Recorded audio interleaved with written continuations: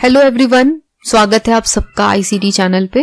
तो आज इस वीडियो में हम पठन अभियान की गतिविधि पत्रक नंबर 40 को डिस्कस करेंगे। और आज की जो गतिविधि पत्रक है वो 7 मार्च यानी कि सोमवार की पत्रक है और कक्षा 6 से 8 के विद्यार्थियों के लिए है। तो अगर आप चैनल पे नए हैं और अगर अब तक आपने चैनल को सब्सक्राइब नहीं किया है तो जल्दी से चैनल को सब्सक्राइब कर ले और बेल आइकन भी जरूर प्रेस कर दें, जिससे चैनल पे आने वाली कोई भी इम्पोर्टेंट वीडियो आपसे कभी भी मिस नहीं होगी।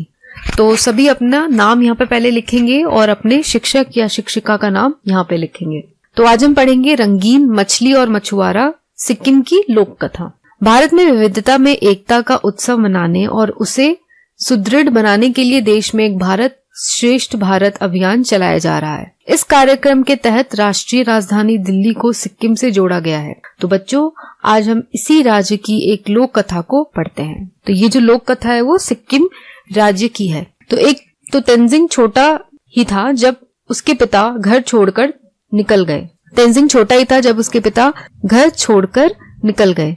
एक दिन उसकी माँ ने कहा, बेटा आज शाम के लिए घर में चावल का एक दाना भी नहीं है, जाओ और तीस्ता नदी में से कुछ मछलियां पकड़ लाओ। माँ की बात मानते हुए तेंजिंग डलिया उठाए मछली पकड़ने निकल पड़ा। भगवान का नाम लेकर उसने डलिया यहाँ वहाँ डालना आरंभ किया। डलिया यानी कि मछली पकड़ने का जाल। अचानक एक छोटी रंगीन मछली उसके हाथ लगी जो अन्य से बिल्कुल भिन्न किस्म की थी यानी बिल्कुल अलग तरीके की थी। सुनहरा रंग, लाल आंखें और कई रंगों से भरी उसकी पूंछ ने उसका मन इतना मोह लिया कि उसे अपने घर में रखने की चाह हुई। यकायक उसके कानों में आवाज आई, मुझे छोड़ दो, मैं जीवन भर तुम्हारा उपकार नहीं भूलूंगी। टोकरी से मछली को मचलते देख उसने कहा, अगर मैं तुम्हें छोड़ दूंगा तो अपनी माँ को क्या दूंगा, और फिर आज हम क्या खाकर अपनी रात गुजारेंगे। मछली बोली, तुम साहसी लड़के हो, कुछ और अधिक मेहनत करोगे तो ज्यादा सफलता मिलेगी। तुम अधिक से अधिक मछलियां पकड़ लोगे। मुझे छोड़ दो मेरे भाई, अगर मैं समय पर घर नहीं लौटी तो मेरे माता पिता बहुत परेशान हो जाएंगे, इसलिए मुझे छोड़ दो। मछली की बात सुनकर उसके मन में मछली के लिए दया आ गई। वह सोचने लगा, उसे यदि अपने माँ बाप से बिछड़ने का दुख हुआ तो वह इस पाप का भागीदार होगा। मछली को भी वह दुख न हो जो उसके पिता से बिछड़ने के कारण उसे हो रहा है। तो हमने शुरू में ही पढ़ा है कि तेंजिंग जो है उसके पापा बचपन में ही उसे छोड़कर चले गए थे।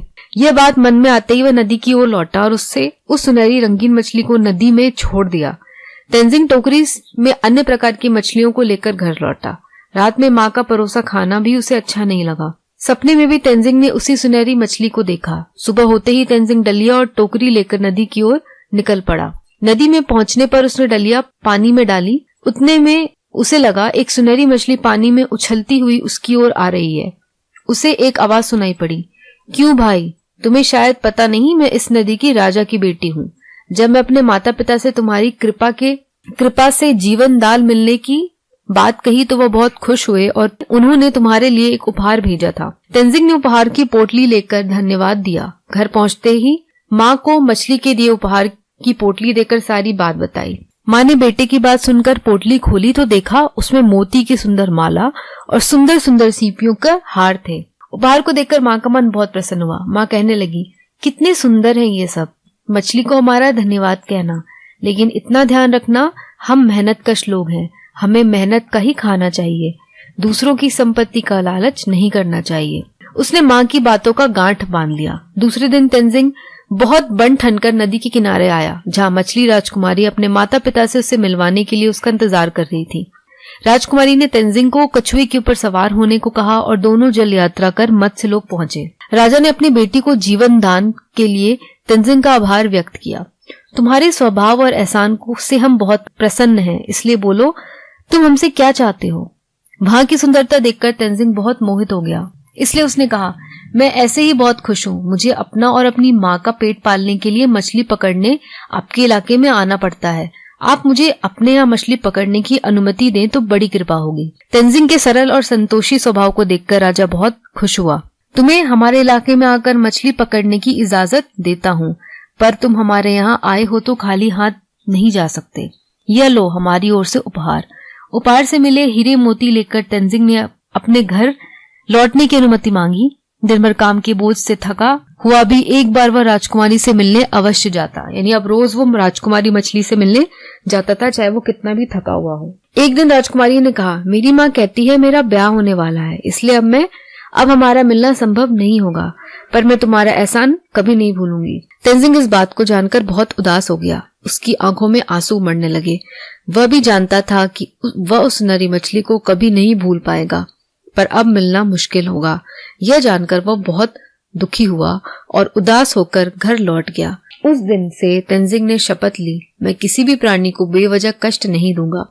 जीविका चलाने के लिए मछुआरे का मेरा काम करना जरूरी है, पर मैं बेवजह किसी के लिए परेशानी का कारण नहीं बनूंगा। तो ये थी आज की कहानी। अब देखते हैं प्रश्न। पहला है, इस लेख में जिन शब्दों के अर्थ और उच्चारण में आपको कठिनाई हुई है उन शब्दों की सूची बनाएं तथा अपने शिक्षक या शिक्षिका या परिवार के सदस्यों से उनके अर्थ और उच्चारण पूछकर उनका अभ्यास करें। तो बहुत लंबी कहानी है, इसमें आपको बहुत सारे ऐसे शब्द मिलेंगे जो कि आपको कठिन लगेंगे। यहाँ पे मैंने कुछ शब्द छांट के लिखे हैं। इनके अलावा भी आपको जो शब्द कठिन लगते हैं उन्हें आप इसमें ऐड करेंगे और साथ ही उसका उच्चारण और उसकी अर्थ या तो डिक्शनरी में देख लेंगे आप, या तो आप नेट पे भी इसका अर्थ और उच्चारण आपको मिल जाएगा। तो पहला है भिन्न। भिन्न का मतलब होता है अलग या पृथक। यकायक इसका मतलब होता है एकाएक यानी अचानक से। भागीदार यानी भाग या हिस्सा प्राप्त करने वाला व्यक्ति। पोटली, पोटली का मतलब होता है छोटी गठरी। मेहनतकश, मेहनत करने वाला। जीविका यानी जीवन निर्वाह का साधन या रोजी। अगला प्रश्न 2, यदि आप तेंजिंग की जगह होते तो आप मछली से अपने लिए कौन सा उपहार मांगते और क्यों? उत्तर, यदि मैं तेंजिंग की जगह होता तो मैं मछली से यह मांगता कि मैं और मेरा परिवार हमेशा सुखी रहे और स्वस्थ रहे। तो आप क्या उपहार मांगते ये आप जरूर लिखेंगे यहाँ पे।